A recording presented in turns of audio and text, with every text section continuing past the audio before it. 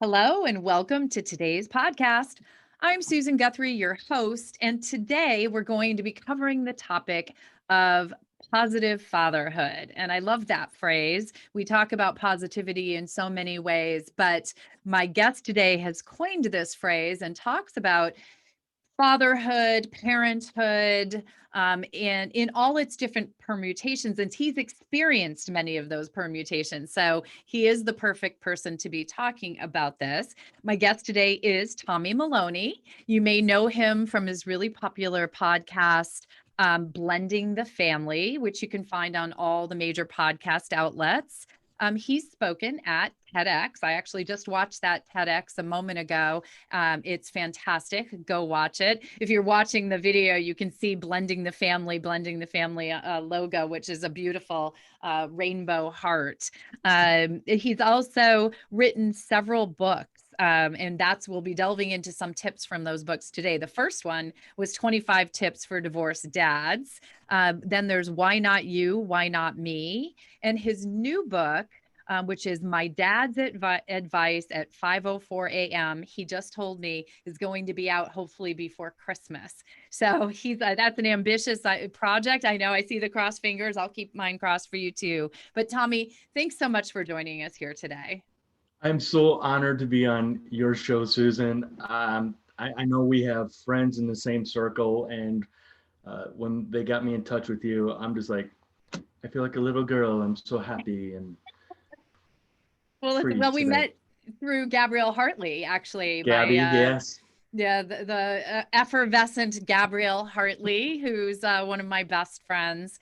And when Gabrielle Hartley tells you you've got to talk to Tommy, I knew I had to talk to Tommy. And, this topic, I was just telling you how happy I am that we're going to be able to talk about this topic because recently I've been doing a series of episodes focusing on sort of I just did the one, A Toxic Masculinity, with Dr. Elizabeth Cohen, the divorce doctor. I also have an episode coming out with Daniel Harold, who is another divorced dad who has started a group called Divorced Over 40, which is there to provide support for both men and women. But there's a lack of support for men.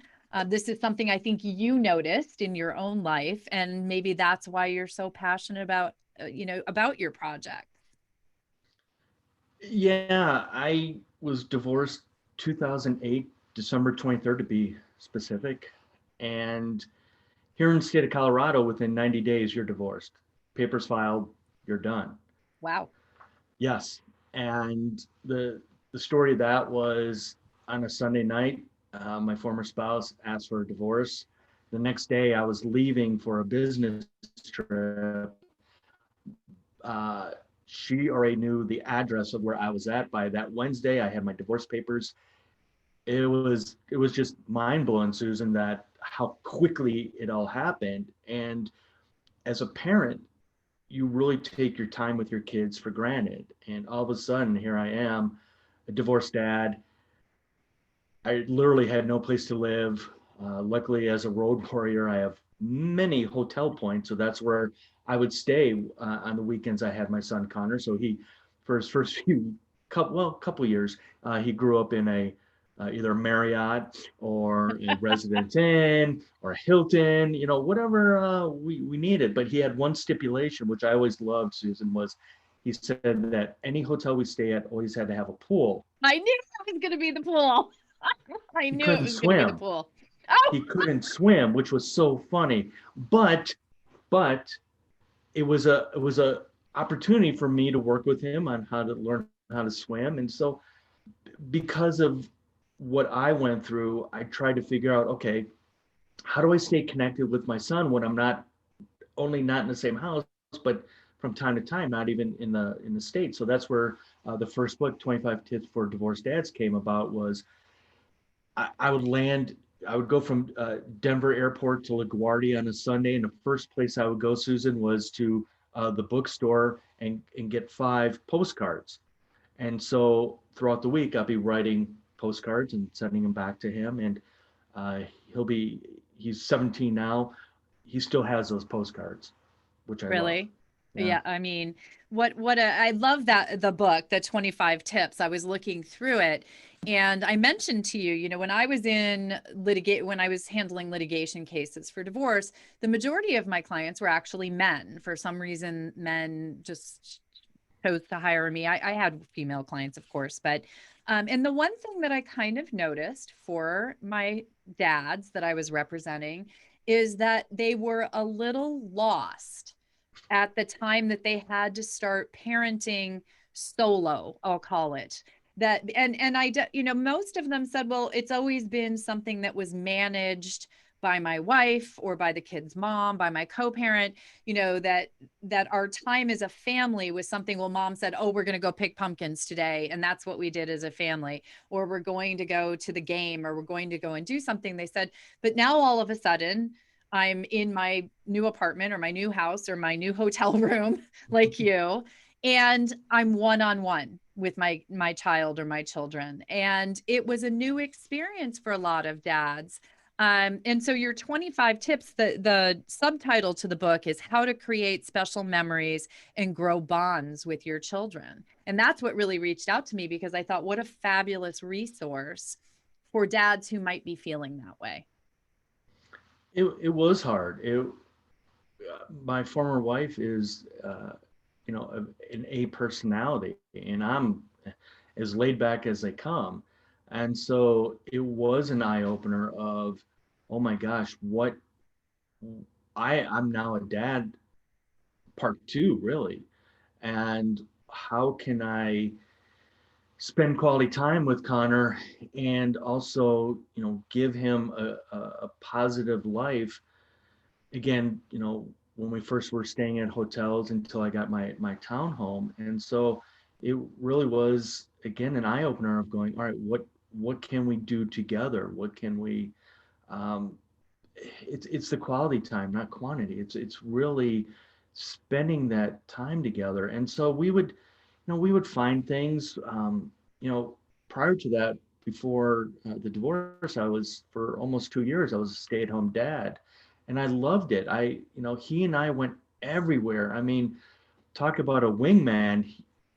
We would go to the mall. We would be those, typical, you see the moms in their strollers with their coffee, just walking around the mall. We were that too.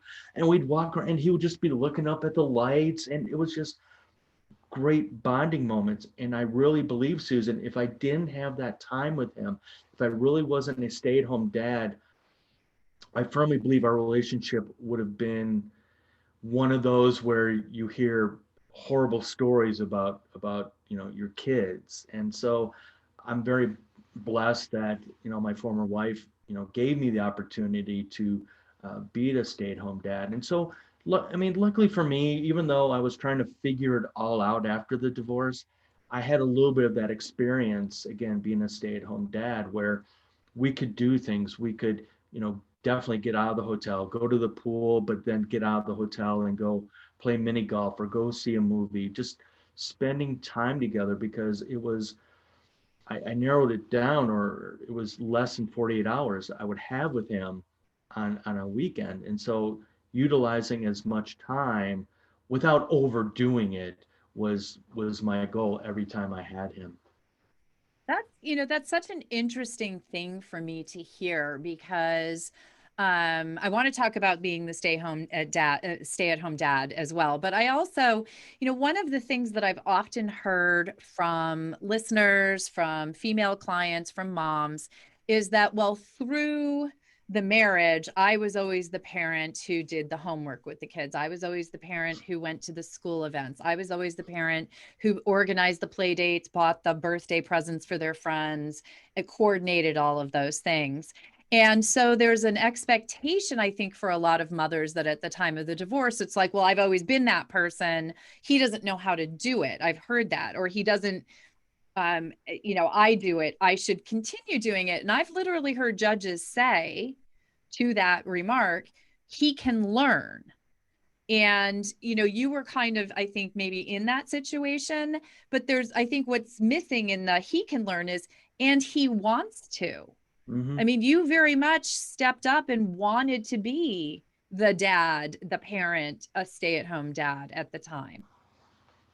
I I went through watching my parents divorce. I mean, I literally watched my dad the day he left, and that's one memory that's always going to be tattooed on my brain.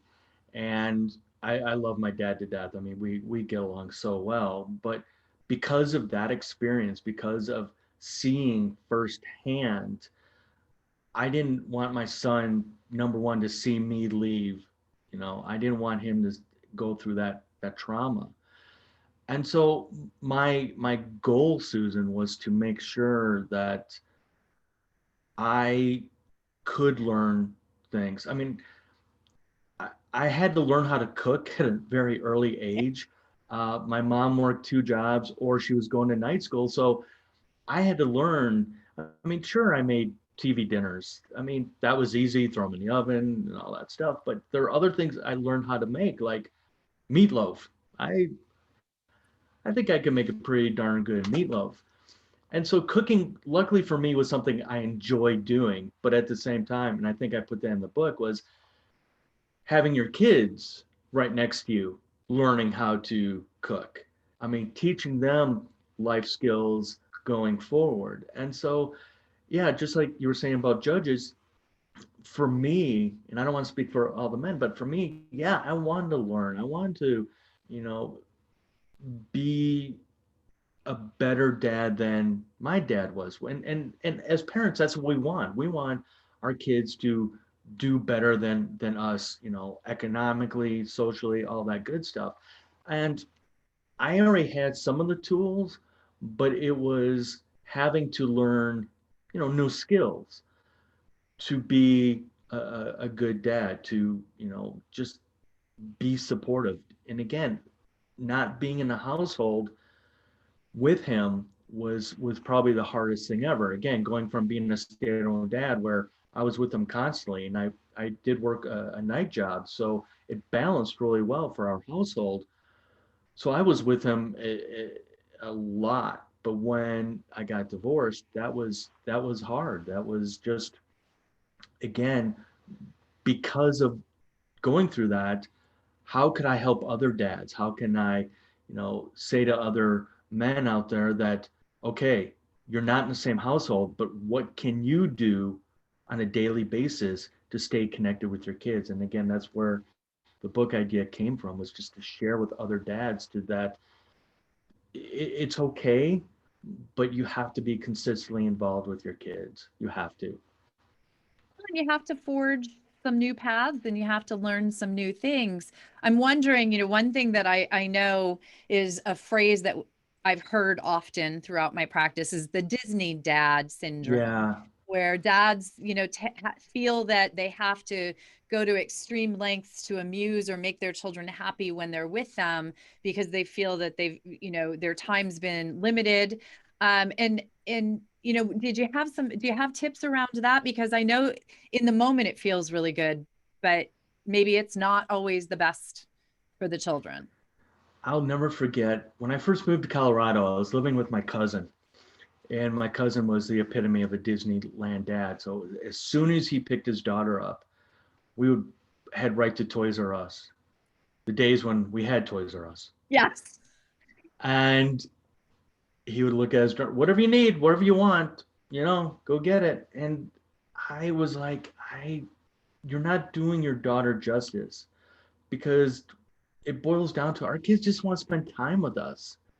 And events, you can buy them toys, but come on, those toys are going to be broken within a few hours or a week. You want to create memories. And some of the memories I've been very fortunate is because my son plays hockey, and my former spouse understood that hockey was our thing. That was, that's how we bonded, because I used to play. I coached him. I spent a lot of I kid because I wrote a blog post years ago called "I Cheated and Got Caught." And what happened was I would beg these head coaches and say, "Hey, can I be an assistant coach? Because all I want to do is spend more time with my son." And they're like, yeah, sure, come on. So one year we're getting ready for tryouts, and the director said, oh, by the way, Tommy, we need another head coach. You're going to be it. And I'm like, no. I just want to spend time with my son. I don't want to have to now think about stuff like that. And so that's what happened. I got caught.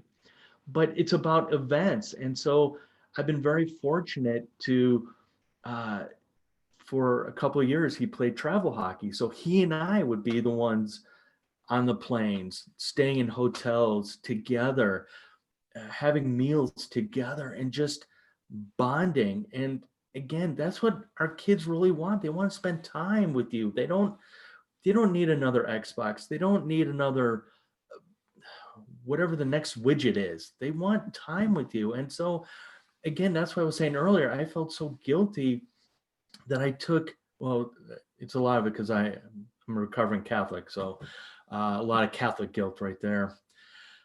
The not having, the time anymore. And so that's what our kids want. Bottom line, Susan, they just want to spend time with us. There's going to be times, with our teenagers, eventually they're going to say, I'm done with you. Okay. As long as you can build up positive fatherhood up until that point, you've done a good job. Right. Well, and there's that positive fatherhood. You called it, you told a wonderful story in your TEDx about what your dad said to you when you called to tell him he was a grandfather. And then you brought George Costanza into it. So maybe you could tell that story, just because I enjoyed the whole thing. I always remember the George Costanza where he did the opposite. And that Seinfeld episode where he did everything the opposite and the whole world was working for him.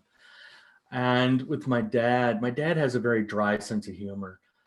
But when it comes down to advice, I will call him, I will ask him. And so the day Connor was born, you have to, you got to call the moms, the grandmothers, and say, hey, you're a grandmother. Great. Hang up, call the next one, And so with my dad, he already had laid down the law and said, I don't want to be called grandfather. I don't want to be called papa. I want to be, and again, he has changed. He's an awesome grandfather, not only to my son Connor, but to my wife's two daughters, are my bonus daughters. He treats them just like blood, and I owe a lot to him. Because of him, I learned how to be a chaperone. Anytime my son's school, when he was in grade school, needed chaperones, I learned from my dad because that's what my dad would do. But when I called my dad to let him know that he's a grandfather, and I told him that, he said, well, let me tell you, son, do you know what your role is now as a father? And I'm like, I don't know. This is like a trick question, Susan. I don't know. And you were only like 10 minutes into fatherhood too. Exactly. So, yeah. Exactly. Pop quiz. Pop quiz. Exactly. Oh, I didn't study. And I said to him, I go, well, just to love them and care for them and whatever, or as they say in Seinfeld, yada, yada, yada. He's like, no, your job as a parent to screw up your kid as best you can. And I'm like, okay, Dad, I gotta go. So that's where the Costanza thing comes in, is because I want to do everything opposite. And so the new book, my dad's advice at 5:04 a.m., the little subtitle is How to Screw Up Your Kids as Best You Can, but in a positive way.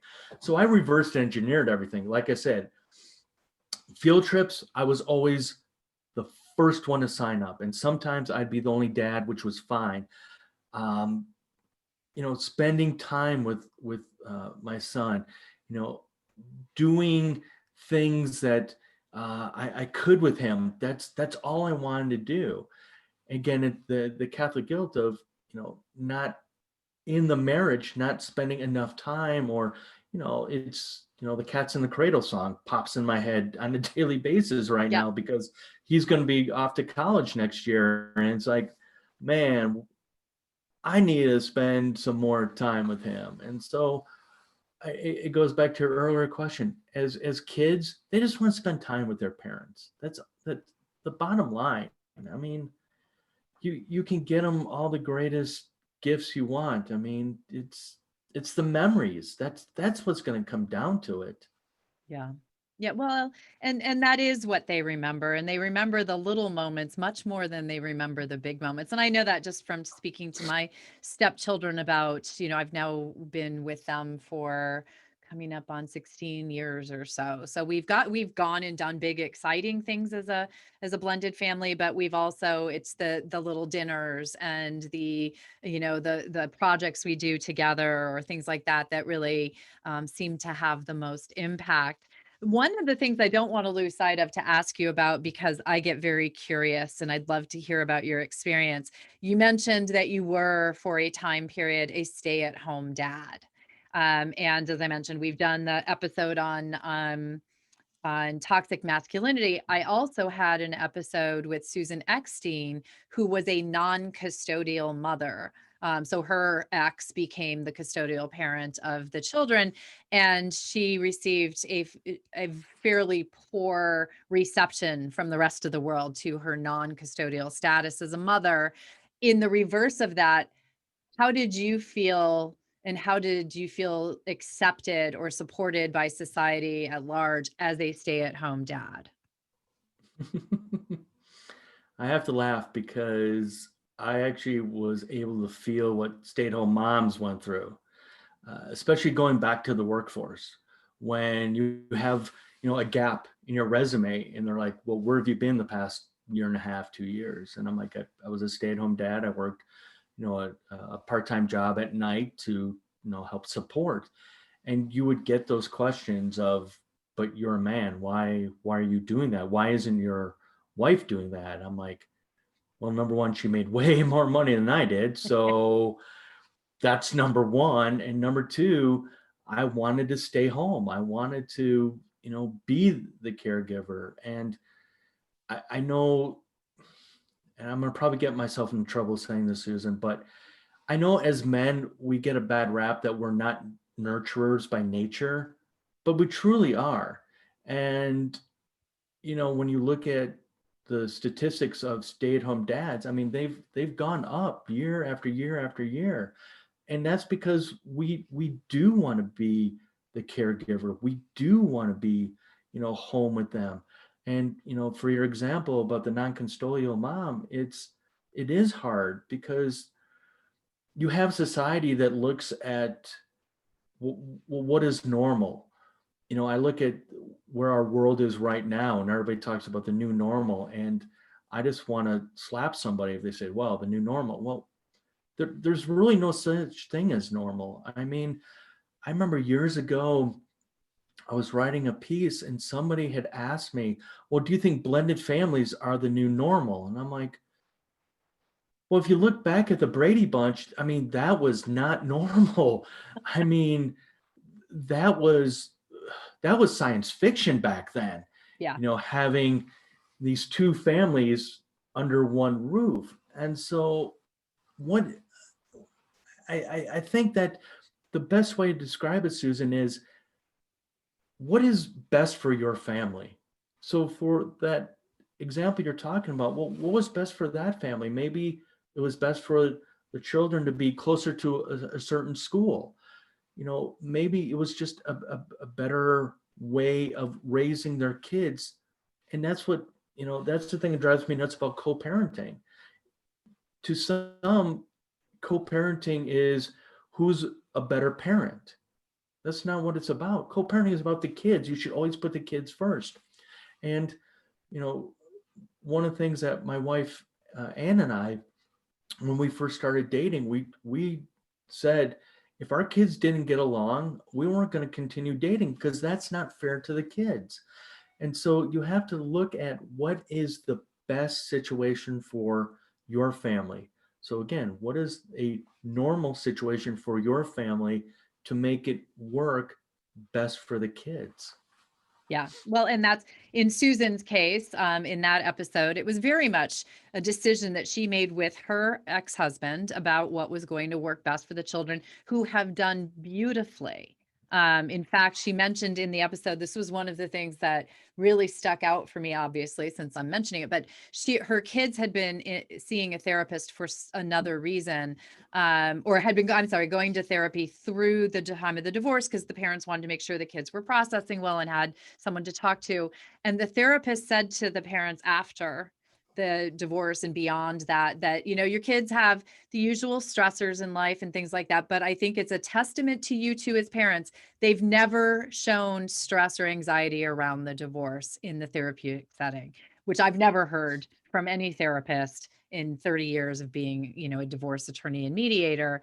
And that's truly the putting the children first and making those decisions. But society, unfortunately, is not particularly supportive of people stepping outside of the traditional roles. And it's unfortunate.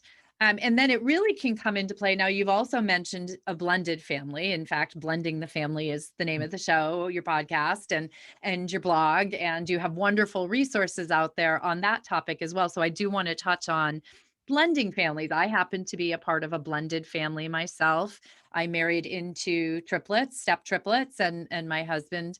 I didn't have children of my own. I love one thing I thought of though when you mentioned the Brady Bunch. Did you ever notice that you never saw co-parents in the Brady Bunch? I don't know if they were both widowed and widower, but there were never co-parents, and the kids were never going off to the other parent's house or anything like that. So I actually did, as best I could, some backstory research on it, because years ago I did a talk, and it was about how to create a blended family. And so the story is, he was a widower, she was divorced. And you're right, you never saw the girls ever go. Ever. So yeah, so it was like, Their dad why? just disappeared. Poof. Exactly. So Yeah. apparently, unfortunately, dad might have been a deadbeat dad. I don't know. There's a headline for the Yeah. Brady Bunch. Brady Bunch dad, deadbeat dad. Yeah. Yeah. Yeah. But But the other, you're a stepdad or a bonus dad. Let me use your phrasing, which I love. We use bonus in my family as well. And you have two stepdaughters or bonus daughters. yeah. And One is, oh my God, I just have to say, I am so blessed, because both girls are super smart. They are, I really have never had an issue with either of them. And the oldest, Betsy, is in grad school. She is following her dad's footsteps and becoming a physician's assistant. Her sister Becca is a freshman here in Colorado at college, Northern Colorado College. CU Something. Boulder. No, University of Northern Colorado. Okay. So yeah. Matter of fact, I used to write for an online magazine, and I'm drawing a blank, but I never really had Betsy, the older one. She doesn't like serious conversations, and so I knew that. And so one of the things I did was I wrote like an op-ed piece specifically for her, that I wanted to share with other dads that have bonus daughters, that there are going to be those times where it's not easy saying the I love you. It's more of a mutual respect, a mutual relationship. And matter of fact, when she was going to college in Fort Collins, I was going to Toastmasters. And so a couple of times I would say, hey, if you have free time, let's go grab a cup of coffee before my Toastmaster meeting. And so, our relationship is just, it's more, I hate to say it this way, but it's more like a business relationship. With her sister, Becca and I, Becca is just, she's a goofball. And her and my son, if Connor didn't have brown eyes, the two of them could be twins. They really could. And, a quick story about the two of them is, because because Becca is, a year plus in age. They get along so well because they're so close to each other. Yeah. But when they were 8 and 9, I think, they came to me and said, we want to write a book.